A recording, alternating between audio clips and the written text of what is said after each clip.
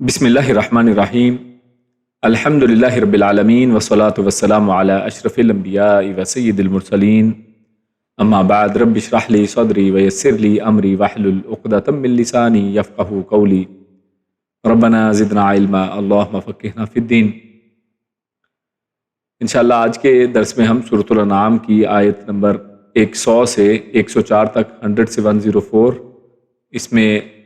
اس کا مطالعہ کریں گے، اور ان آیات کے اندر جو ہمارے چند جو مضامین ہیں ان میں سب سے پہلا موضوع وہ جنات کے ساتھ شرک کرنے کے حوالے سے ہے، اور پھر اسی طرح اللہ رب العزت نے صفات الہیہ کا ایک تعارف پیش کیا ہے، اور اسی طرح پھر آگے ہدایت اور بصیرت کی بات آتی ہے، اور اصل ذمہ داری جو ہے اللہ رب العزت نے بتائی ہے کہ ہدایت اور بصیرت میں کس کے حوالے سے ہے۔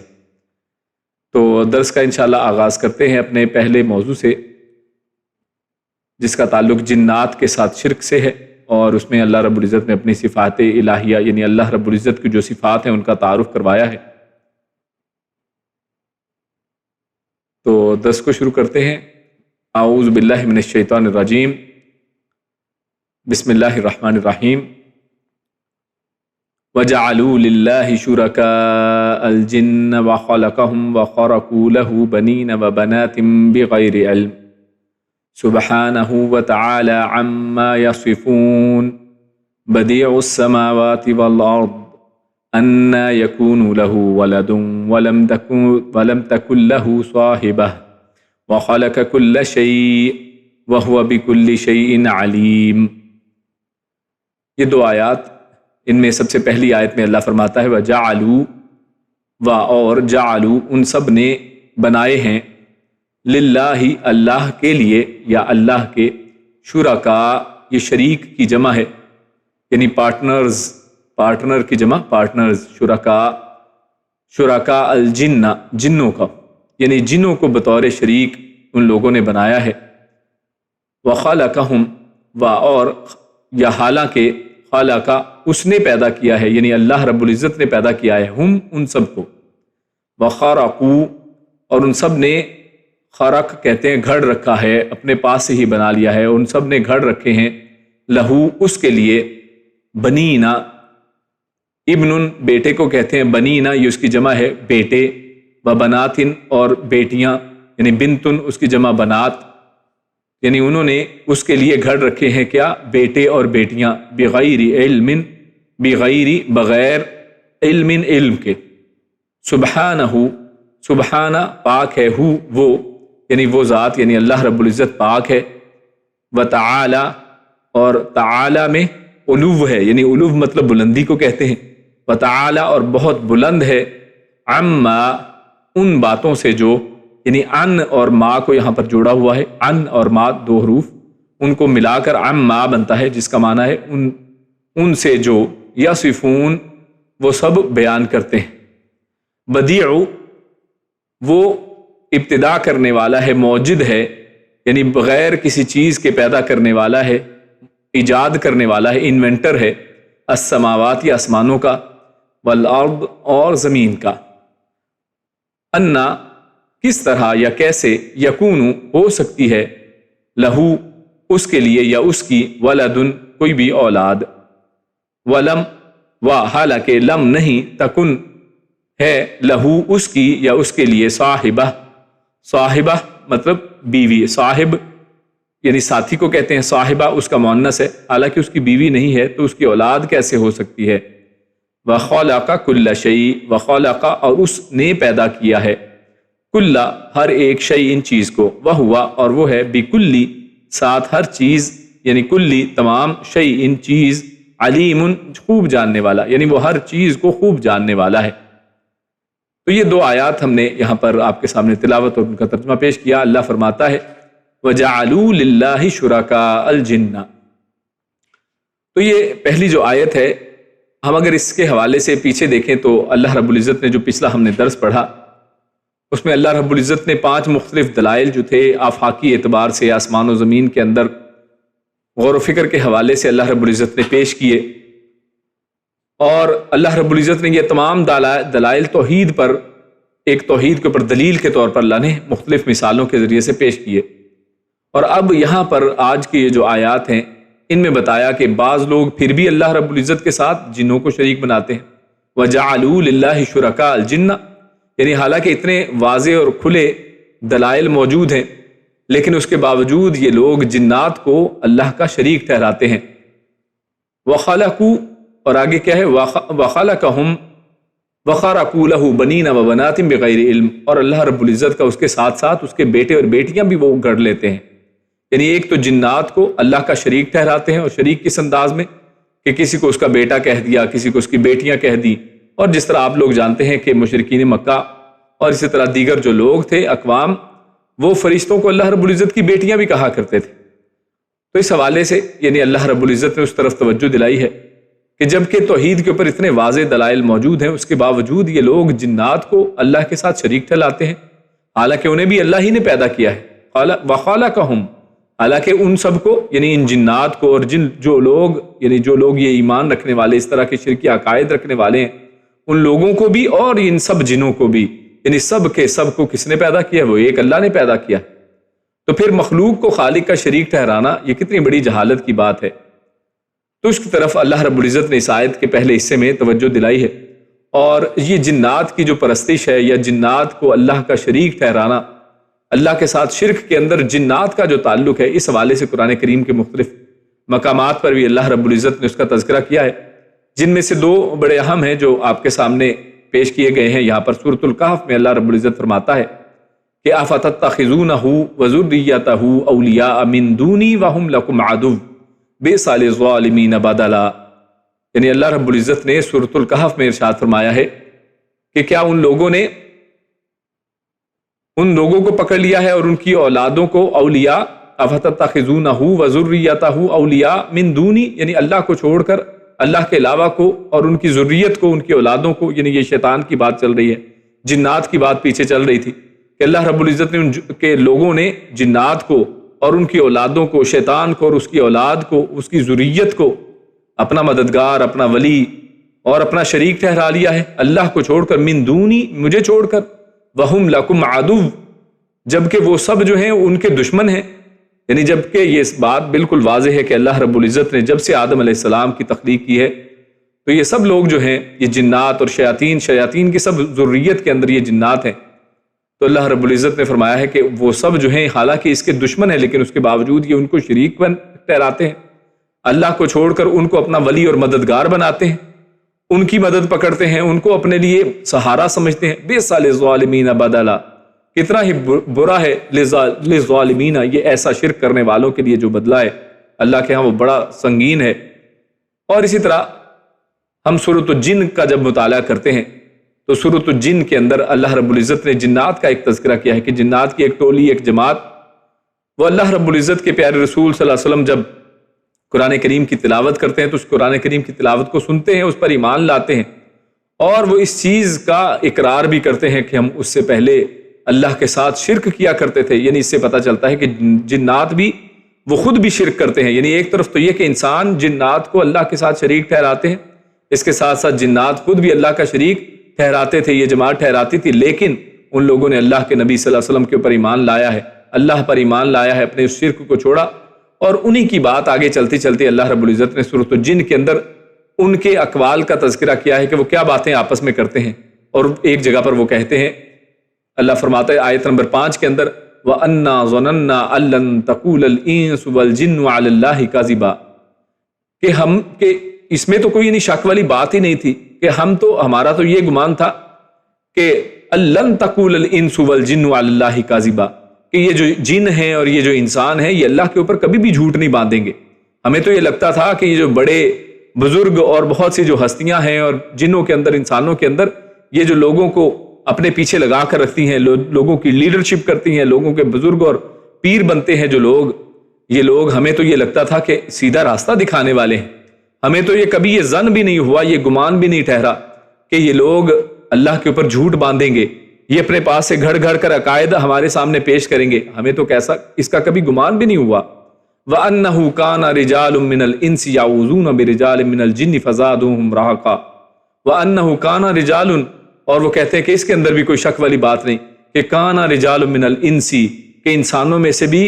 ایسے لوگ موجود تھے، کون؟ یعوذون برجال من الجنی، کہ جو جن جو تھے ان کے لوگوں کو ان کی پناہ پکڑتے تھے. یعنی انسانوں میں سے بہت سے ایسے انسان جو جنات کی پناہ پکڑتے تھے. فزادوہم رہقا، اور ان کے اس طرح سے جنوں سے پناہ پکڑنے کی وجہ سے، جنوں کی پناہ میں آنے کی وجہ سے جنوں کو ان کی سرکشی میں اور بڑھا دیا گیا. یعنی جن جو ہے اور مغرور ہو گئے کہ ہم جناب ہم سے یہ لوگ ڈرتے ہیں تو لہٰذا اور ہماری پناہ میں آتے ہیں تو ہمیں پھر اور زیادہ سرکش ہونا چاہیے. تو اس طریقے سے وہ اپنی سرکشی میں اور بڑھ گئے. تو خیر ان آیات کو یہاں پر پیش کرنے کا مقصد یہ ہے تاکہ یہ بات واضح ہو جائے کہ جنات کو کس طرح سے شریک بنایا جاتا ہے. کیونکہ آج لوگ یہ کہہ سکتے ہیں، اعتراض کوئی کر سکتا ہے کہ جناب جنوں کو تو کوئی بھی شریک نہیں ٹھہراتا، لیکن یہ دیکھیے قرآن مجید کی ان آیات سے یہ بات واضح ہوتی ہے کہ بعض لوگ جو ہیں وہ اللہ کو چھوڑ کر ان جنات کو، شیاطین کو، ان کو اپنا اولیاء اور ولی مددگار بھی سمجھتے ہیں اور ان کے ساتھ شرک بھی کرتے ہیں. اور اسی طرح بہت سے لوگ جو ہیں انسانوں میں سے وہ جنوں کو ان کی پناہ میں آتے ہیں، ان کی پناہ پکڑتے ہیں. اور مشرکین مکہ کے اندر یہ بات عام تھی کہ وہ لوگ جب کسی قبرستان سے، کبھی کسی ایسی جگہ سے گزرتے کہ جہاں پر ان کو کوئی خوف محسوس ہوتا تو اس خوف سے نجات کے لیے وہ اللہ کی طرف رجوع نہیں کرتے تھے، بلکہ ان کے اندر جو معروف ہوتا تھا کہ فلاں جگہ پر، فلاں علاقے میں کسی فلاں جن کا جو ہے کہہ لیں روب اور دبدبہ اور اس کی حکومت ہے، تو وہاں سے گزرتے ہوئے اس جن کی پناہ مانگا کرتے تھے. تو لہٰذا اسی بات کو یہاں پر ان سورۃ الجن کی آیات میں اللہ رب العزت نے فرمایا وَإِنَّهُ كَانَ رِجَالٌ مِّنَ الْإِنسِ يَعُوذُونَ بِرِجَالٍ مِّنَ الْجِنِّ فَزَادُوهُمْ رَهَقًا. تو یقیناً جب آپ جنوں کی پناہوں میں آئیں گے اللہ کی پناہ کو چھوڑ کر، حالانکہ ان سے ڈرنے کا کوئی بنتا نہیں ہے، لیکن اس کے باوجود جب انسان ان سے ڈرتے ہیں تو پھر اسی کے اوپر وہ اکڑتے ہیں اور وہ سمجھتے ہیں کہ جناب واقعی ہم سے یہ لوگ ڈرتے ہیں تو پھر ہم ان کو اور ڈرائیں گے، اور وہ اپنی سرکشی میں اور بڑھ جاتے ہیں.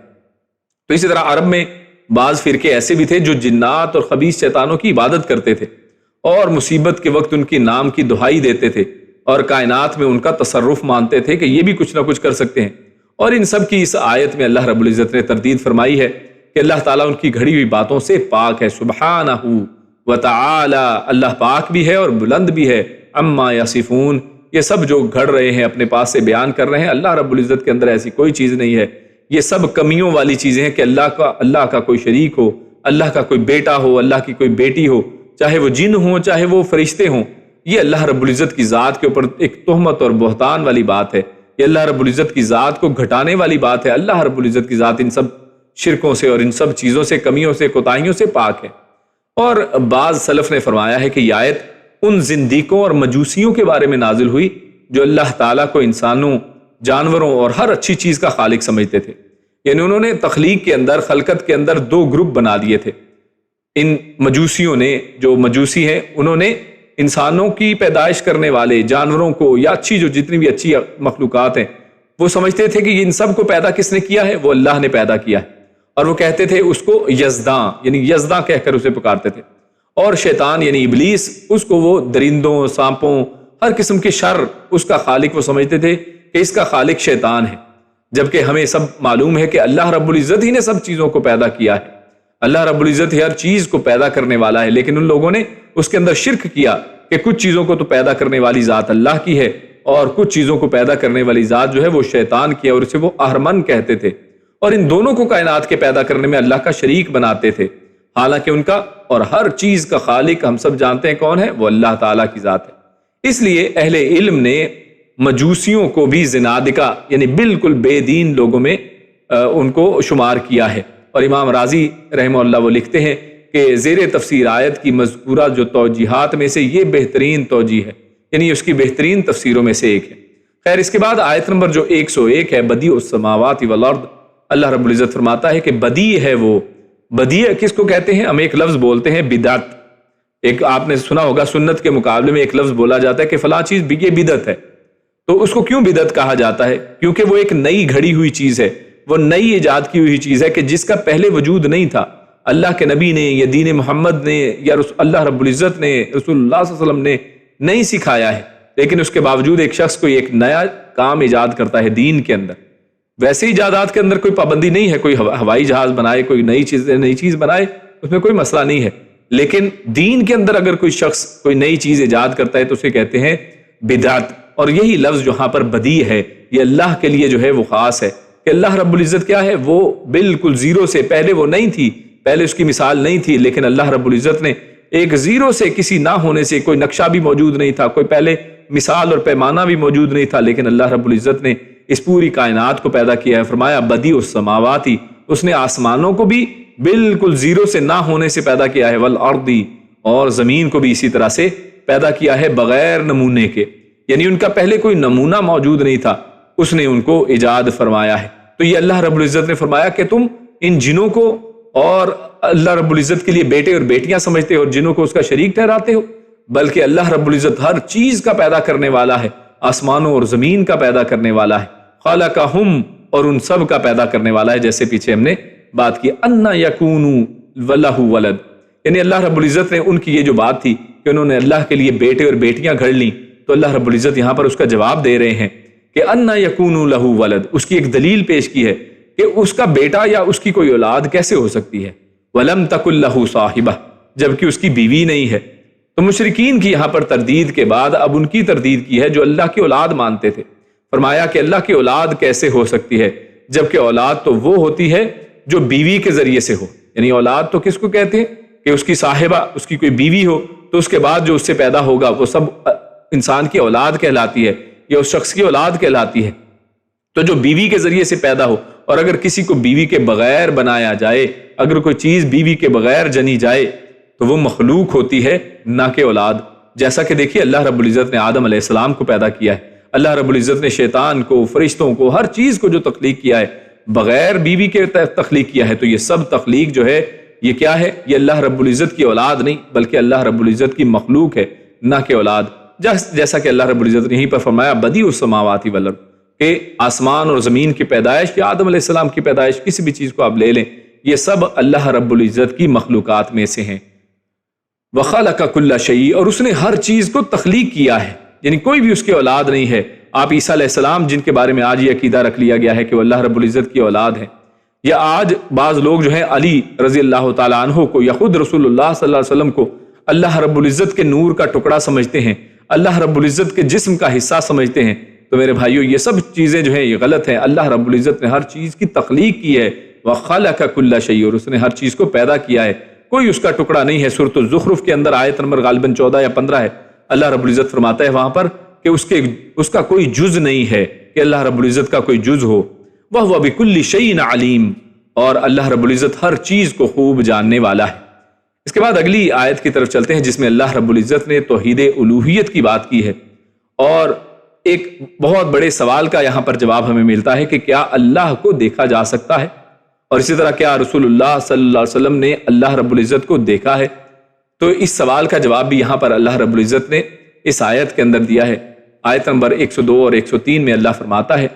تلاوت پہلے کرتے ہیں، ذالکم اللہ ربکم لا الہ الا ہو خالق کل شیء فاعبدوہ وہو علی کل شیء وکیل لا تدرکہ الابصار وہو یدرک الابصار وہو اللطیف الخبیر۔ ذالکم اللہ، یہ ہے اللہ، ربکم، تمہارا رب، یعنی جس کا تعارف پچھلی آیت میں اللہ نے کروایا ہے، بدیع السماوات والارض۔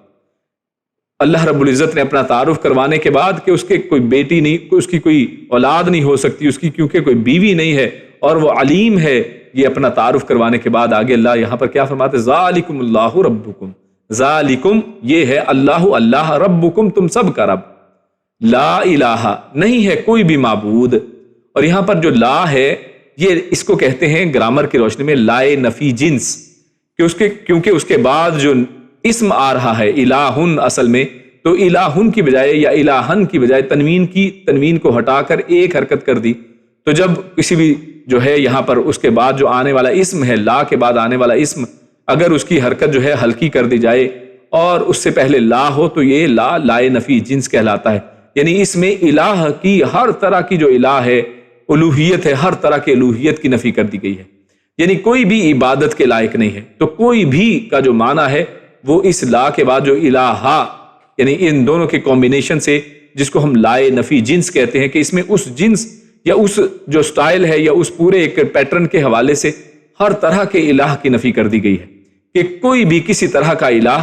موجود نہیں ہے۔ الا مگر وہی ہے، یعنی سوائے اللہ رب العزت کی ذات کے اس کے علاوہ کوئی بھی الہ جو ہے وہ اس قابل نہیں ہے کہ جس کو الہ تصور کیا جائے، وہ اس لائق نہیں ہے کہ اس کو لائق عبادت تصور کیا جائے۔ خالق، وہ پیدا کرنے والا ہے، کل شیء، ہر چیز کا۔ فاعبدوہ، لہذا یعنی لہذا کے لیے ہوتا ہے، تو ہینس فاعبدوہ، لہذا اسی کی تم سب عبادت کرو۔ وہوا، اور وہ علی، اوپر، کل شیء، ہر چیز، وکیل، نگران ہے۔ لا تدرکہ الابصار، لا نہیں، تدرکہ ادراک کر سکتی، الابصار نگاہیں، ابصار یہ نگاہیں، یہ جمع ہے، وہوا، اور وہ یدرکو، وہ ادراک کر لیتا ہے، الابصار نگاہوں کا۔ وہو اللطیف، اور ہوا وہ ہے اللطیف، لطیف یعنی باریک بین، الخبیر خوب خبردار، وہ باریک بین بھی ہے اور خوب خبردار بھی ہے۔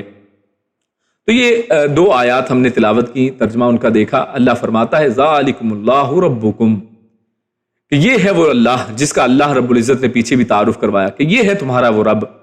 کہ جس کے ساتھ تم شریک ٹھہراتے ہو، کس طرح سے ان چیزوں کو کنفیوز کر دیتے ہو، کس طرح سے اپنے عقائد کو بگاڑ دیتے ہو، جبکہ تمہارا رب تو وہ یہ ہے، ذالکم اللہ ربکم۔ اور یہاں پر ایک اور اہم بات ہے، جملہ بہت چھوٹا سا ہے لیکن اس کے اندر بہت سی چیزیں ہیں۔ اللہ رب العزت نے یہاں پر ذالکم اللہ میں اللہ کا لفظ استعمال کیا ہے، اور یہ اللہ کا لفظ جو ہے یہ اللہ رب العزت کا ذاتی نام ہے۔ اور اللہ کا معنی کیا ہے؟ اللہ رب العزت، اللہ کا معنی یہ ہے کہ جو وہ ہستی، وہ ذات جو عبادت کے لائق ہو، یعنی اس اللہ کے لفظ کے اندر تمام الوہیت چھپی ہوئی ہے، الوہیت اسی لفظ کے اندر ہے۔ الوہیت کس کو کہتے ہیں؟ کہ اللہ رب العزت کو عبادت کے اندر ایک جاننا۔ تو اللہ رب العزت کا نام ہی یہ ہے کہ جو اللہ کے وہ ایسی ذات کہ جس کو عبادت کے اندر اکیلا جانا جائے، جس کی عبادت کے اندر کسی کو شریک نہ کیا جائے، جس کے علاوہ کوئی عبادت کے لائق نہیں ہے، جس کے علاوہ ایسی کوئی ہستی دنیا کے اندر نہیں ہے کہ جو اس لائق ہو کہ اس کی عبادت کی جائے، اس کا کہا مانا جائے، اس کے سامنے سجدے کیے جائیں، اس کے سامنے جھکا جائے، اس کے سامنے اپنی جو ہے اپنے ہاتھوں کو پھیلایا جائے، اس کے سامنے مشکلیں رکھی جائیں، اس کو مشکل کشا، حاجت روا، غوث اور داتا سمجھا جائے۔ یہ ذات صرف اللہ رب العزت کی ذات ہے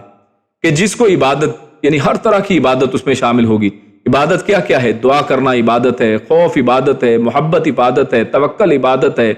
اور اسی طرح ہر طرح کی جو اللہ رب العزت سے جو ہے امید، یہ بھی عبادت ہے۔ تو عبادت کی جتنی بھی قسمیں ہیں وہ خالص ایک اللہ کے لیے ہوں۔ تو یہ اللہ نے اپنا تعارف فرمایا ذالکم اللہ،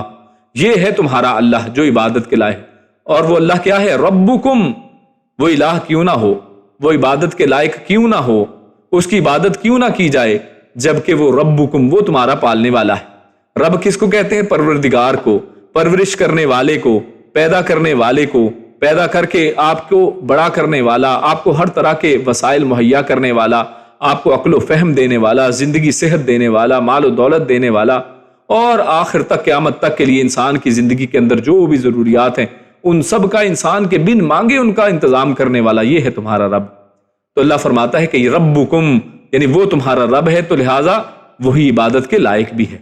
یہ ہے اصل میں توحید الوہیت، کہ اللہ رب العزت کو صرف رب ماننا کہ اللہ نے ہمیں پیدا کیا ہے، یہ کافی نہیں ہے۔ مشرکین مکہ اس چیز کو جانتے تھے، مشرکین مکہ اس چیز کو مانتے تھے کہ ہم سب کو کس نے پیدا کیا ہے؟ اللہ رب العزت نے۔ اور یہ کوئی میں اپنی طرف سے نہیں کہہ رہا، قرآن مجید میں جا بجا اللہ رب العزت نے اس طرح کی آیات جہاں پر اللہ کے نبی صلی اللہ علیہ وسلم کو فرمایا کہ آپ ان سے پوچھئے کہ کس نے آسمان و زمین کو پیدا کیا ہے، تو یہ کہیں گے کہ اللہ نے۔ کون ہے جو کشتیوں کو پار لگاتا ہے؟ یہ کہیں گے کہ اللہ نے۔ کون ہے کہ جو اولاد دیتا ہے؟ تو یہ کہیں گے کہ اللہ رب العزت نے۔ تو اس لحاظ سے اللہ رب العزت نے بے شمار مثالوں کے ذریعے، یہ تو چند مثالیں آپ کے سامنے پیش کی، تو اللہ رب العزت نے ان کی توحید ربوبیت کی، تو یہاں پر اللہ رب العزت نے قرآن کریم کے اندر خود اس بات کی تصدیق ہے کہ وہ اللہ رب العزت کو رب مانتے تھے، لیکن مسئلہ کہاں پر تھا؟ اللہ رب العزت کو الہ ماننے میں، کہ عبادت اکیلے اللہ کی نہیں کرنی، اس کے اندر ہم شریک کریں گے، یعنی جہاں پر نظر و نیاز اللہ کے ہاں اللہ کے لیے دیں گے، غیر اللہ کے لیے بھی دیں گے، قربانی اللہ کے لیے کریں گے، غیر اللہ کے لیے بھی کریں گے، سجدہ اللہ کے سامنے کریں گے، غیر اللہ کی قبروں کے سامنے بھی کریں گے، غیر اللہ کے بتوں کے سامنے بھی کریں گے، اور یہ سارا کام جو ہے یہ عبادت کے اندر شرک جو ہے یہ اصل میں مین چیز ہے۔ اللہ رب العزت نے توحید ربوبیت کے ذریعے سے سمجھایا ہے، اور کس کی طرف توجہ دلائی ہے؟ توحید الوہیت کی طرف۔ کیسے پتہ چلا؟ خود اللہ رب العزت نے اسی آیت میں آگے کیا فرمایا؟ لا الہ الا ہو، نہیں ہے کوئی عبادت کے لائق، الہ یعنی عبادت کے لائق، کوئی عبادت کے لائق نہیں ہے ہاں یہاں پر یہ بھی بات سمجھ لیں، یہاں پر اس کا مطلب یہ نہیں ہے کہ کوئی معبود ہے ہی نہیں،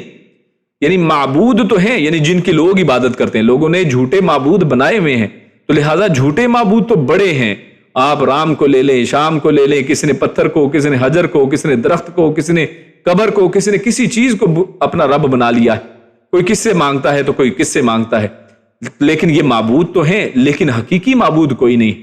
ان میں سے حقیقی معبود کوئی بھی نہیں ہے، کس کے؟ اللہ سوائے اس کے،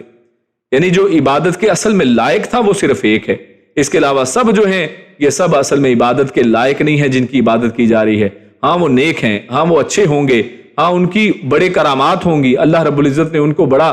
رتبہ اور مقام عطا کیا ہوگا، لیکن عبادت ان کے لائق نہیں ہے۔ لا الہ، ان میں سے کوئی بھی اس لائق نہیں ہے کہ ان کی عبادت کی جائے، اللہ مگر اللہ کی، سوائے اللہ کے کسی کی عبادت لائق نہیں ہے۔ اور کیوں؟ خالق کل شیء، کیوں نہ ہو،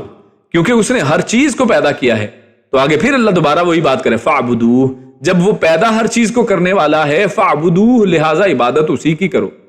جب پیدا اس نے کیا ہے تو عبادت۔ اور یہ اتنی بڑی دلیل ہے، یہ اتنی زبردست دلیل ہے کہ اگر آپ اسی ایک لفظ کو غور کر لیں تو آپ کو پوری توحید سمجھ آ جائے گی، اس کے اندر ہر طرح کی کنفیوژن ختم ہو جائے گی کہ عبادت صرف اس کی ہو سکتی ہے جس نے کسی چیز کو پیدا کیا۔ یہاں پر کلی شیء ہے، ہر چیز کو اس نے پیدا کیا ہے، جبکہ اس کے علاوہ کسی شخص نے کسی ایک چیز کو بھی پیدا نہیں کیا ہے۔ اللہ رب العزت نے قرآن کریم میں مختلف مقامات پر مختلف انداز میں یہ بات سمجھائی ہے کہ یہ تو گٹھلی کے اندر جو ایک دھاگا ہے اس کے بھی مالک نہیں ہے، یہ تو مکھی اگر ان لوگوں سے کچھ چھین کر لے جائے یہ تو اس سے اس چیز کو واپس بھی نہیں لے سکتے ہیں، تو یہ کسی چیز کے مالک نہیں ہے تو خالق کہاں سے ہوں گے؟ تو اللہ رب العزت فرماتے ہیں خالق کل شیء، یہ ہر چیز کی تخلیق کرنے والا ہے، تو جب وہ تخلیق کرنے والا ہے تو لہٰذا فاعبدوہ، چاہیے یہ کہ پھر اسی کی عبادت کرو۔ یعنی جو تخلیق کرنے والا ہو، اگر کوئی چیلنج کو ایکسپٹ کرتا ہے کہ ہاں جناب میں نے بھی کچھ تخلیق کیا ہے، تو پھر تو وہ آئے سامنے اور اس کی لوگ عبادت کر لیں، لیکن یہ اس چیلنج کے اندر سب بالکل بیکار ہیں، سب تخلیق کیے گئے ہیں اور سب کو اللہ نے تخلیق کیا ہے، کوئی خالق نہیں ہے، سب کا خالق اللہ رب العزت کی ذات ہے، لہٰذا عبادت کے لائق بھی فاعبدوہ، لہٰذا اسی کی عبادت کرو۔ وَهُوَ عَلَىٰ كُلِّ شَيْءٍ وَكِيلٌ، اور وہ ہر چیز کے اوپر نگران ہے۔ یعنی اگر کوئی تخلیق کر لے، مثال کے طور پہ ہے، یہ بالکل ایک جھوٹا اور فراڈ ہوگا اگر کوئی شخص ایسا دعویٰ بھی کرے، لیکن آگے ہے وَهُوَ عَلَىٰ كُلِّ شَيْءٍ وَكِيلٌ، وہ ہر چیز کے اوپر صرف خالق نہیں ہے بلکہ اس کا نگہبان بھی ہے۔ یعنی اگر کوئی شخص اس کی عبادت کرے گا، اگر کسی شخص نے اس کی عبادت بالکل رات کے آخری اندھیرے پہر میں، کوئی دیکھنے والا نہیں ہے، اس دنیا کے اندر کروڑوں اربوں انسان موجود ہیں، اگر سب کے سب اپنے اپنے کونوں میں کھدروں میں چھپ کر عبادت کریں، اللہ رب العزت کی نگرانی ایسی ہے کہ ہر ایک کو وہ جان سکتا ہے کہ کس نے میری عبادت دل سے کی ہے اور کس نے نہیں کی ہے، کس نے کتنی عبادت کی ہے، کس نے کتنی تسبیح کی ہے، کس نے میرے آگے کتنے سجدے کیے ہیں، اس سے بڑا نگران کون ہے؟ وَهُوَ عَلَىٰ كُلِّ شَيْءٍ وَكِيلٌ، ہر چیز کے اوپر وہ نگران ہے، ہر چیز اس کی نگرانی کے اندر ہے۔ خیر اس کے بعد اللہ رب العزت نے اپنی اگلی آیت کے اندر ارشاد فرمایا لا تدرکہ الابصار، لا تدرکہ الابصار، لا نہیں، تدرکہ الابصار، اس کو ادراک نہیں کر سکتی ہیں آنکھیں۔ یعنی اب اللہ رب العزت کی ذات کی ایک صفت ایک اور بیان کی جا رہی ہے کہ اللہ رب العزت کی ایک صفت یہ ہے کہ اس کو آنکھیں اس کا ادراک نہیں کر سکتی۔ ابصار آنکھوں، یعنی آنکھ کی جمع ہے کہ آنکھیں اس کا ادراک نہیں کر سکتی ہیں۔ تو یہ ادراک کا جو تدرکہ یہاں پر ایک لفظ آیا ہے، تو یہ اصل میں عربی کا ایک لفظ ہے ادرک یدرکو، اس کا معنی ہے کسی چیز کو پا لینا۔ یعنی یہ تدرکو کا اصل معنی کیا ہے؟ ادراک کہتے کس کو؟ تو ادراک کہتے ہیں کسی چیز کو پا لینا، کسی چیز کو پا لینا، اس لیے اس کا معنی دیکھنا بھی ہو سکتا ہے، لا تدرک الابصار سے مراد اس کو دیکھنا بھی ہو سکتا ہے، اور کسی چیز کی حقیقت کو پا لینا بھی اس کا معنی ہو سکتا ہے۔ تو یعنی یہاں پر لا تدرک الابصار کے دو معنی ہیں، ایک معنی تو یہ کہ اللہ رب العزت کی حقیقت کو کوئی آنکھیں پا ہی نہیں سکتی ہیں، اور دوسرا معنی یہ ہے کہ اللہ رب العزت کو آنکھوں سے کوئی دیکھ نہیں سکتا ہے۔ تو یہ دونوں ہی معنوں میں اس کا ترجمہ جو ہے مفسرین نے اس کی تفسیر کی ہے۔ تو ادراک کا معنی اگر آنکھوں سے ہو، یعنی اگر ہم یہ معنی لیں، ایک معنی جو اس میں سے ہے کہ آنکھوں سے اللہ رب العزت کو نہیں دیکھا جا سکتا، آنکھیں اس کو پا ہی نہیں سکتی، آنکھیں اس کو دیکھ نہیں سکتی، تو اس کے متعلق صحیح ایک ہمارے سامنے صحیح بخاری کی حدیث ہے کہ ام المومنین عائشہ رضی اللہ تعالیٰ عنہ وہ فرماتی ہیں کہ جو تمہیں بیان کرے کہ محمد صلی اللہ علیہ وسلم نے اپنے رب کو دیکھا تو اس نے یقیناً جھوٹ کہا۔ یعنی جو یہ کہے کہ اس نے محمد صلی اللہ علیہ وسلم نے اپنے رب کو دیکھا تو اس نے یقیناً جھوٹ کہا، تو پھر انہوں نے یہ آیت پڑھی لا تدرک الابصار وہو یدرک الابصار، اور پھر حضرت عائشہ فرماتی ہیں لیکن آپ صلی اللہ علیہ وسلم نے جبریل علیہ السلام کو ان کی اصل صورت میں 2 دفعہ دیکھا ہے۔ یعنی لوگوں کو اکثر جو شبہ ہوتا ہے کہ قرآن کریم میں اللہ رب العزت نے سورۃ النجم کے اندر جو ارشاد فرمایا ہے کہ ان کو دیکھا، تو یہ دیکھنا جو ہے وہ جبریل علیہ السلام کا دیکھنا ہے کہ پیارے رسول صلی اللہ علیہ وسلم نے جبریل امین کو 2 دفعہ ان کی اصل حالت میں دیکھا ہے۔ اور یہ صحیح بخاری کی حدیث جو ہے یہ تفسیر کے باب کے اندر، باب التفسیر میں سورۃ النجم کی تفسیر کے اندر یہ ذکر کی گئی ہے۔ تو سورۃ النجم میں جو 2 دفعہ دیکھنے کا تعلق ہے وہ جبریل کو دیکھنا ہے اور اللہ رب العزت کو دیکھنا نہیں ہے۔ اور جو یہ یقین رکھے کہ اللہ کے نبی نے، اللہ کے رسول صلی اللہ علیہ وسلم نے اللہ رب العزت کو دیکھا تو اس نے یقیناً جھوٹ کہا۔ یہ ام المومنین عائشہ رضی اللہ تعالیٰ نے فرمایا۔ اور اسی طرح عبداللہ بن مسعود رضی اللہ تعالیٰ عنہ نے بھی فرمایا کہ سورۃ النجم میں جو مذکور آیتیں ہیں نا، فَكَانَ قَابَ قَوْسَيْنِ أَوْ أَدْنَىٰ، یعنی وہ ہوا قریب جو ہے قوسین، 2 قوسین یعنی 2 جیسے بوز ہوتی ہیں جو ایروز اینڈ بوز ہیں، تو 2 جو کمانوں کے فاصلے کے برابر یا اس سے بھی کم ہوا۔ فَأَوْحَىٰ إِلَىٰ عَبْدِهِ مَا أَوْحَىٰ، پھر انہوں نے اب اس کے بندے کی طرف وحی کی جو انہوں نے وحی کی۔ تو اس سے مراد یہ ہے کہ آپ صلی اللہ علیہ وسلم نے جبریل علیہ السلام کو دیکھا کہ ان کے 600 پر تھے، یعنی اس سے مراد جو اتنا قریب ہونا ہے یہ اللہ اور رسول اللہ صلی اللہ علیہ وسلم کا قربت نہیں ہے۔ تو سورۃ النجم کے اندر یہ قربت اللہ اور اس کے رسول صلی اللہ علیہ وسلم کے بارے میں نہیں ہے کہ جیسا کہ عموماً بیان کیا جاتا ہے، بلکہ یہ معاملہ جو ہے رسول اللہ صلی اللہ علیہ وسلم اور جبریل امین جو ہیں ان کے قریب ہونے کا ہے۔ اور پھر جبریل امین نے اللہ کے حکم سے جو وحی کرنی تھی وہ ان پر وحی کی، اور رسول اللہ صلی اللہ علیہ وسلم نے جب ان کو دیکھا تو صحیح بخاری وغیرہ کی حدیث میں یہ واضح ہے کہ ان کے اس وقت 600 پر تھے کہ آسمان اس سے بالکل گھرا ہوا تھا۔ تو اس حوالے سے یہ 2 حدیثیں ہمارے سامنے بڑی واضح ایک موقف پیش کرتی ہیں، اور یہ آیت آپ کے سامنے ہے۔ اس کے بعد صحابہ کرام رضوان اللہ علیہم اجمعین میں سے کسی سے بھی ثابت نہیں ہے کہ آپ صلی اللہ علیہ وسلم نے دنیا میں رب تعالیٰ کو دیکھا ہے، اور یہی صحیح معلوم ہوتا ہے۔ ہاں اس میں ایک ایکسیپشن ہے کہ ابن عباس رضی اللہ تعالیٰ عنہ جو ہیں یہ وہ صحابی ہیں جو صرف یہ ہیں جو دیکھنے کے قائل ہیں، یعنی یہ کہتے ہیں کہ اللہ رب العزت کو رسول اللہ صلی اللہ علیہ وسلم نے دیکھا ہے، مگر وہ کبھی ساتھ یہ بھی فرماتے تھے کہ آپ صلی اللہ علیہ وسلم نے اپنے دل کی آنکھ سے 2 مرتبہ اللہ کو دیکھا ہے۔ تو لہٰذا اس سے بھی یہی چیز سمجھ میں آتی ہے کہ ان کا بھی جو مراد اللہ رب العزت کو دیکھنے کی جو مراد تھی وہ اصل میں دل کی آنکھوں سے تھا۔ یہ جو انسان کی ظاہری آنکھیں ہیں اس سے اللہ رب العزت کی ذات کو دیکھنا مراد نہیں بلکہ دل کی آنکھوں سے دیکھنا مراد ہے۔ خیر مزید تفصیل انشاءاللہ آگے جب سورۃ النجم پڑھیں گے اس میں دوبارہ آئے گی۔ تو یہ تمام بحث دنیا میں نہ دیکھ سکنے کی ہے، یعنی ایک بات یہاں پر سمجھ لیں کہ یہ جو اللہ نے یہاں پر آیت میں فرمایا لا تدرکہ الابصار، کہ اس کو کوئی نظریں نگاہیں دیکھ نہیں سکتی ہیں، تو اس کا تعلق اصل میں اس دنیا کے اندر جو دیکھنا ہے اس سے متعلق ہے کہ دنیا کے اندر اس کو کوئی دیکھ نہیں سکتا ہے۔ کیوں؟ کیونکہ خود قرآن مجید کی متعدد آیات اور صحیح حدیث سے ثابت ہے کہ قیامت کے دن انبیاء کے علاوہ مومنوں کو بھی اللہ تعالیٰ کا دیدار ہوگا، کہ اللہ رب العزت جو ہے قیامت والے دن اللہ انبیاء کو تو دیدار کرائے گا ہی، ساتھ مومنوں کو بھی اللہ کا دیدار ہوگا، اور وہ بغیر کسی تکلیف کے اپنی اپنی جگہ اللہ تعالیٰ کو دیکھیں گے۔ یعنی اس کو دیکھنے کے لیے ان کو یہ نہیں کہ کسی چیز پر چڑھنا پڑے گا یا آگے سے ہٹو بچوں کی آوازیں آئیں گی، نہیں، بلکہ وہ بغیر کسی تکلیف کے ہر شخص جو ہے اپنی اپنی جگہ سے اللہ رب العزت کو دیکھ لے گا، جیسے چاند کے دیکھنے میں کسی کو تکلیف نہیں ہوتی۔ دیکھیے رات کو چاند اگر نکلا ہے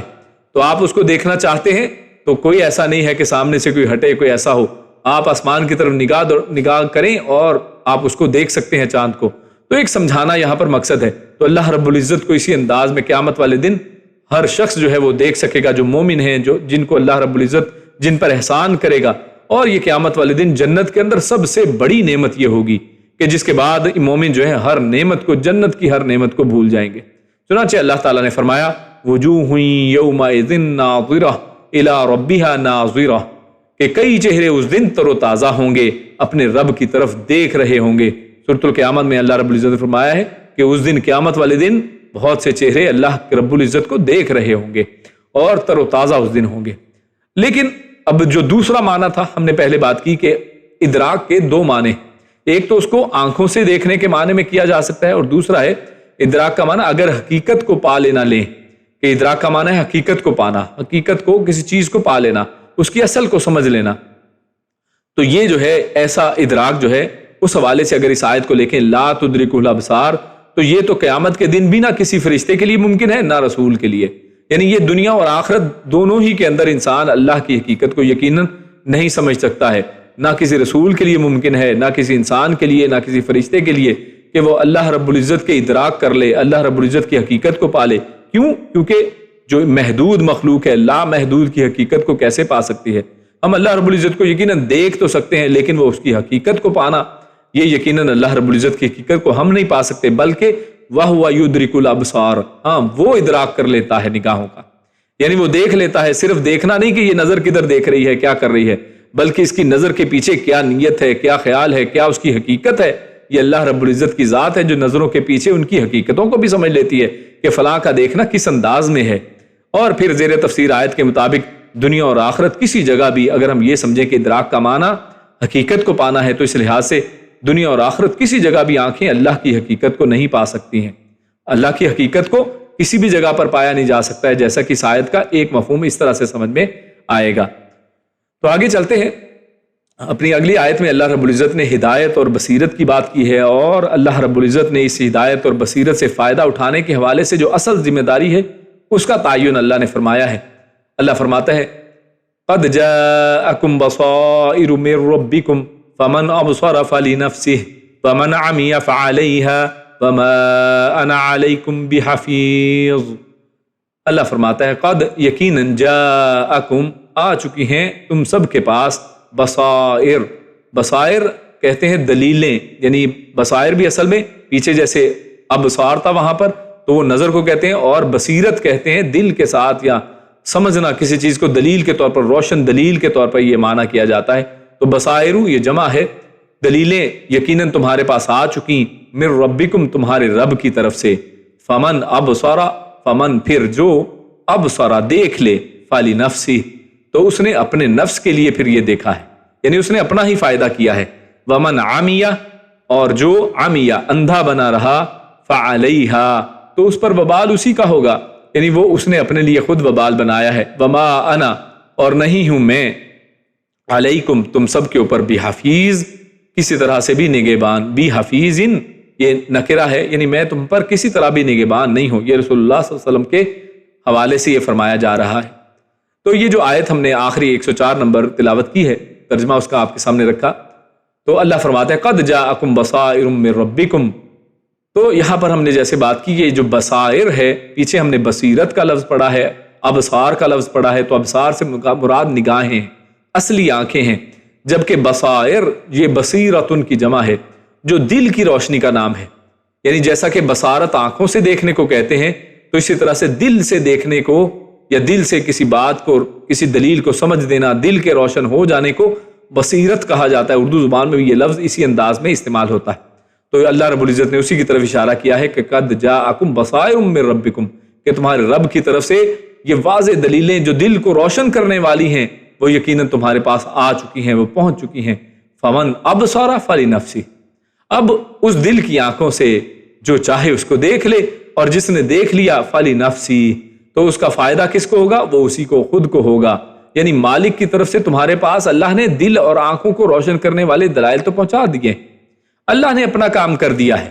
اللہ رب العزت نے قرآن کریم بھیج کر، رسول اللہ صلی اللہ علیہ وسلم کی ذات کو ہم میں اتار کر، اور ان کا پیغام قرآن و سنت کی شکل میں، احادیث کی کتابوں کی شکل میں، آج 1400 سال تک کے بعد دیکھیں ہمارے سامنے یہ ساری چیزیں دلائل موجود ہیں، یہ سب ہم تک پہنچا کر اللہ نے اپنا کام کر دیا ہے، اور دل کو روشن کرنے والی یہ چیزیں ہم تک پہنچ چکی ہیں۔ اور جو اوپر کی آیات میں بھی ہم نے آیات مختلف اللہ کی نشانیاں دیکھی ہیں، تو ان کا تذکرہ بھی اس میں شامل ہے۔ اب ان پر غور و فکر کر کے جو ایمان لے آئے تو اس کا اپنا ہی فائدہ ہے، یعنی ابھی ان کے اوپر غور و فکر کرنا کہ اللہ رب العزت نے تو قرآن کریم میں یہی عقائد بتائے ہیں۔ اب دیکھیے قرآن مجید میں اور احادیث مبارکہ میں جو عقیدہ ہمارے سامنے آ رہا ہے وہ کیا ہے کہ اللہ رب العزت کو کوئی آنکھ دیکھ نہیں سکتی ہے۔ رسول اللہ صلی اللہ علیہ وسلم نے اللہ رب العزت کو اپنی آنکھوں سے نہیں بلکہ دل کی آنکھوں سے دیکھا ہے۔ اسی طرح اللہ کے نبی صلی اللہ علیہ وسلم کو غیب کا علم نہیں تھا۔ اسی طرح اللہ رب العزت کے ساتھ کسی کو شریک نہیں ٹھہرایا جا سکتا ہے، اور مانگنا ہے تو صرف ایک اللہ سے مانگنا ہے، کوئی اس کے ساتھ شریک نہیں ہے۔ یہ اتنی واضح پیغام ہے، اتنی واضح چیزیں ہیں۔ اب جو دیکھنا چاہے وہ دیکھ لے، اب ان پر غور و فکر کر کے جو ایمان لے آئے تو اس کا اپنا ہی فائدہ ہے، اور جو ان پر غور نہ کرے اس کے بارے میں فرمایا وَمَنْ عَمِيَ فَعَلَيْهَا، جو غور نہیں کرتا، جو اندھا بنا رہا، اس کے باوجود اس نے اپنی آنکھیں بند کر لی، اپنے آپ کو اندھا بنائے رکھا اور ایمان نہ لائے تو اپنا ہی برا کرے گا، اس سے کسی کا کیا برا ہونا ہے۔ وَمَا أَنَا عَلَيْكُمْ بِحَفِيظ، اور اسی طرح کہ میں تم پر کوئی حفیظ تو نہیں ہوں۔ تو خیر سورۃ الحج میں اللہ رب العزت نے فرمایا ہے کہ افلم یسیروا فی الارض فتکون لهم قلوب یعقلون بها او آذان یسمعون بها فانها لا تعمى الابصار ولكن تعمى القلوب التي في الصدور۔ بڑی زبردست آیت ہے سورۃ الحج میں اسی حوالے سے کہ دیکھیں انسان کی آنکھیں ہیں جو انسان کو، انسان کے دل کی آنکھیں ہیں کہ جو انسان کو اس حقیقت کو پہچاننے میں، دیکھنے میں مدد کرتی ہیں، اور انسان اپنے آپ کو خود اندھا بناتا ہے۔ تو اس حوالے سے سورۃ الحج میں اللہ نے کیا فرمایا ہے کہ کیا انہوں نے زمین میں سیر و سیاحت نہیں کی جو ان کے دل ان باتوں کے سمجھنے والے ہوتے؟ یعنی دنیا میں سیر کر کے آپ دیکھ لیں، مختلف قوموں کا حال دیکھ لیں، قوموں کے عروج اور زوال کو آپ چیک کر لیں تو آپ کو واضح سمجھ میں آ جائے گی یہ ساری باتیں کہ ان باتوں کے سمجھنے والے ہوتے کہ وہ دیکھ لیتے سیر و سیاحت کر کے۔ یا پھر آگے فرمایا لہم قلوب یعقلون بہا او آذان یسمعون بہا، یعنی وہ ان کے پاس دل ہوتے یا کانوں سے ہی ان واقعات کو وہ سن لیتے یا دلوں سے ان کو سمجھ لیتے۔ قلوب یعقلون بہا، وہ ان کے دل ہوتے جس سے وہ عقل کرتے، اور ان کے کان ہوتے کہ جس سے وہ سن لیتے ان باتوں کو۔ اور اصل میں فرمایا فَإِنَّهَا لَا تَعْمَى الْأَبْصَارُ، یہ اہم بات ہے۔ فرمایا کہ بات یہ ہے کہ صرف آنکھیں ہی اندھی نہیں ہوتی، انسان سمجھتا ہے کہ آنکھیں اندھی ہیں تو اس کو نظر نہیں آتا ہے، بعض اوقات آنکھیں، اصل جو آنکھیں دیکھنے والی ہیں وہ ہوتی ہیں، لیکن اصل میں کیا ہے؟ اللہ فرماتا ہے وَلَكِنْ تَعْمَى الْقُلُوبُ، اصل میں دل اندھے ہو جاتے ہیں۔ آنکھیں ٹھیک ہوتی ہیں، دل اندھا ہو گیا ہے، دل کے اوپر کالے دھبے لگ گئے ہیں، جیسے کہ حدیث کے اندر آتا ہے، دل کے اندر مرض پیدا ہو گیا ہے، جیسے سورۃ البقرہ کے شروع میں اللہ نے فرمایا فی قلوبہم مرض، اصل میں دل اندھا ہوتا ہے، دل کے اندر مرض لگتا ہے، دل کو زنگ لگ جاتا ہے،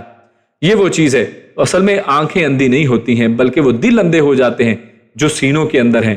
تو لہٰذا یہ اصل میں یہاں پر بھی یہی بات کی گئی ہے۔ اور اس طرح آگے اللہ نے فرمایا وما انا علیکم بحفیظ، کہ میں تم پر کوئی محافظ نہیں ہوں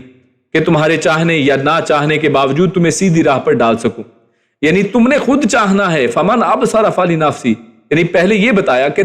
جو دیکھنا چاہے وہ خود دیکھے اور اس کو فائدہ خود ہی کو ہوگا، اور جو اندھا بنا رہے تو اس کو نقصان بھی اس کا خود ہی ہوگا۔ اور میں تم پر کوئی نگہبان نہیں ہوں، میں تمہارے پر کوئی حفیظ نہیں ہوں کہ میں ہر وقت چوکیدار کی طرح تم پر کھڑا رہوں۔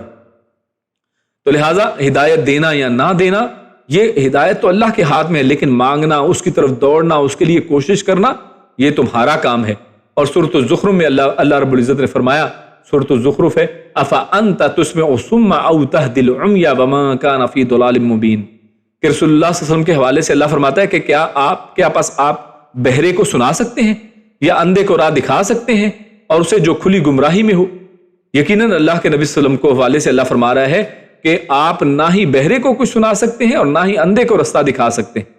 اور اسے بھی جو کھلی گمراہی میں ہے۔ یعنی لہٰذا خود انسان کو آنکھیں کھولنی ہے، آپ بہرے نہ بنیں، ہم اندھے نہ بنیں، ہم اپنی آنکھیں اور اپنے کان سمعنا و اطعنا کے انداز میں کھلے رکھیں۔ اللہ کا حکم آ گیا، ہم نے ماننا ہے، رسول اللہ صلی اللہ علیہ وسلم کا فرمان آ گیا، ہم نے ماننا ہے۔ آنکھیں بند نہیں کرنی ہے کہ نہیں میرا عقیدہ اور ہے، میرا مذہب اور ہے، میرا مسلک اور ہے، میں جناب فلاں علاقے سے ہوں، میں فلاں ملک سے ہوں، میں فلاں طریقے سے ہوں، اور جناب میں فلاں ایک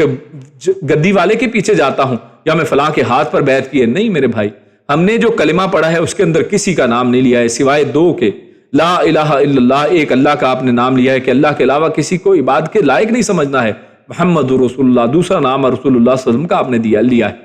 کہ طریقہ کس کا چلے گا؟ محمد اللہ کے رسول، اللہ نے ان کو بھیجا ہے، رسول کہتے بھیجنے والے کو، اللہ نے ان کو بھیجا ہے، لہٰذا وہ جیسے جیسے بتائیں گے ویسے ویسے کریں گے۔ اس کے باوجود اگر ہم نے ویسا نہ کیا تو کیا ہے؟ اللہ کے نبی کے بارے میں خود اللہ نے یہاں پر فرمایا نا سورۃ الزخرف میں کہ آپ بہروں کو رستہ نہیں دکھا سکتے، اندھے کو رستہ نہیں دکھا سکتے ہیں، اور جو خود کھلی گمراہی میں چلا گیا آپ اس کو کیسے پکڑ کے واپس لائیں گے؟ یہ آپ کا کام ہی نہیں ہے۔ اللہ رب العزت نے رسول اللہ صلی اللہ علیہ وسلم کو اس کام سے ہی بری ذمہ کر دیا کہ آپ کا کام یہ ہے ہی نہیں۔ آپ کا کام کیا ہے؟ سورۃ الانبیاء میں اللہ فرماتا ہے کل انما انذرکم بالوحی، کہ میرا کام اے پیارے حبیب آپ فرما دیجئے انما انذرکم بالوحی، کہ میں تو تمہیں اللہ کی وحی کے ذریعے سے آگاہ کرتا ہوں۔ یعنی میں کوئی اپنی مرضی سے، اپنے پاس سے فلسفے سے، اپنے بنائے ہوئے جو ہے جدید طریقوں سے، سائنٹیفک میتھڈالوجی سے نہیں، میرا یہ طریقہ ہی نہیں ہے، میں تو تمہیں کیا ڈراتا ہوں، ایک تو کام میرا کیا ہے تمہیں ڈرانا، اور کس کے ذریعے سے؟ وحی کے ذریعے سے، بالوحی، میں وحی کے ذریعے سے تمہیں ڈراتا ہوں کہ یہ برا راستہ ہے، اس کو چھوڑ دو، یہ غلط راستہ ہے، یہ جہنم کو جانے والا راستہ ہے، اس سے پرے ہٹ جاؤ۔ وَلَا يَسْمَعُ الصُّمُّ الدُّعَاءَ إِذَا مَا يُنذَرُونَ، اور اللہ فرماتا ہے کہ مگر بہرے لوگ بات نہیں سنتے جب کہ انہیں آگاہ کیا جائے۔ لا يَسْمَعُ الصُّمَّ،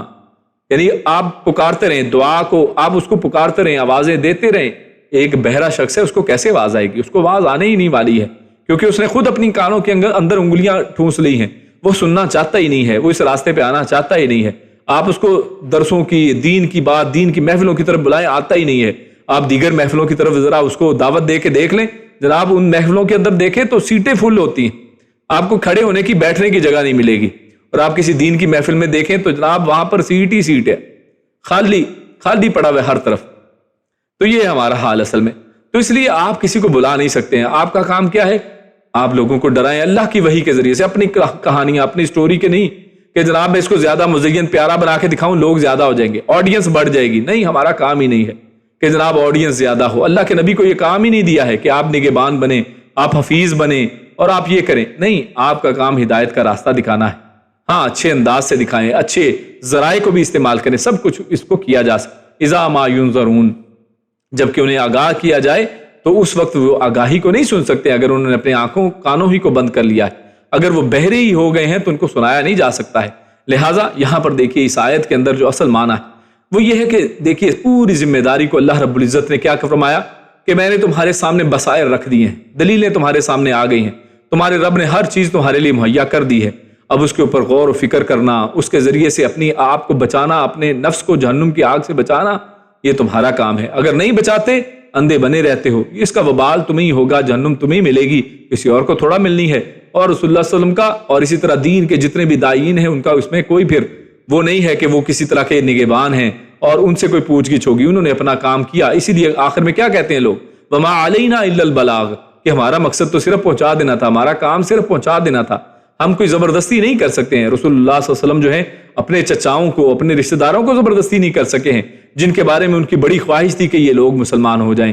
اس کے باوجود اللہ کے نبی صلی اللہ علیہ وسلم ان کو مسلمان نہیں کر پائے ہیں۔ کیوں؟ کیونکہ یہ راستہ، جو یہ ہدایت، یہ چیز اللہ کے راستے میں، اور جو چاہے، جو لینا چاہے، جو آگے بڑھے، یہ اس کے حصے میں آتی ہے۔ اللہ رب العزت سے دعا ہے کہ اللہ رب العزت ہم سب کو ایمان کی دولت سے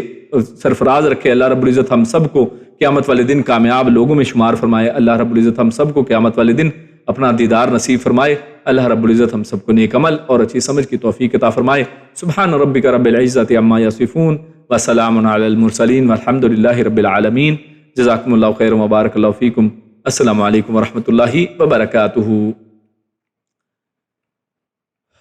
جی، ہمارا ہے کوئز ٹائم، مختصر انشاءاللہ اس کو بھی کرتے ہیں۔ اور تو پہلا ہے جی، ہم نے آیت پڑھی وَجَعَلُوا لِلَّهِ شُرَكَاءَ الْجِنِّ، یعنی جنات کے ساتھ شرک کی کیا کیا صورتیں ہیں، یعنی جنات کے ساتھ شرک لوگ کیسے کرتے ہیں۔ تو ہم نے کچھ درس میں بھی بیان کیے ہیں، اگر انہی کو ریپیٹ کر لیں یا کوئی اور اس میں اضافہ کرنا چاہے تو کر سکتے ہیں۔ جزاک اللہ خیر۔ اگلا سوال کی طرف چلتے ہیں، توحید الوہیت سے کیا مراد ہے؟ آگے ہمارا ہے لا تدرکہ الابصار، تو اللہ کو جو دیکھنا ہے وہ کس طرح سے ممکن ہے؟ آگے اگلا سوال ہے ادراک کا ایک دوسرا معنی بھی ہم نے کیا، یعنی ایک تو دیکھنے کے معنی میں ہم نے کیا اور دوسرا ادراک کا ایک معنی ہم نے کیا تھا، وہ کیا ہے؟ آخری سوال ہمارا ہے فمن ابصر فلنفسہ، تو یہ اصل میں بہت بڑا سوال ہے اور یہ اصل میں ہم سب کے لیے ہے کہ اصل ذمہ دار کون ہے۔ تو قیامت والے دن جو ذمہ داریاں ہیں، اور اصل ذمہ داری کس کی ہے؟ کیا نبی کی ذمہ داری ہے؟ کیا اللہ کی ذمہ داری ہے؟ اللہ نے تو اپنی ذمہ داری وہ کر دی کمپلیٹ، تو اصل ذمہ دار کیا نبی ہیں، کیا انسان ہیں، کون ہے؟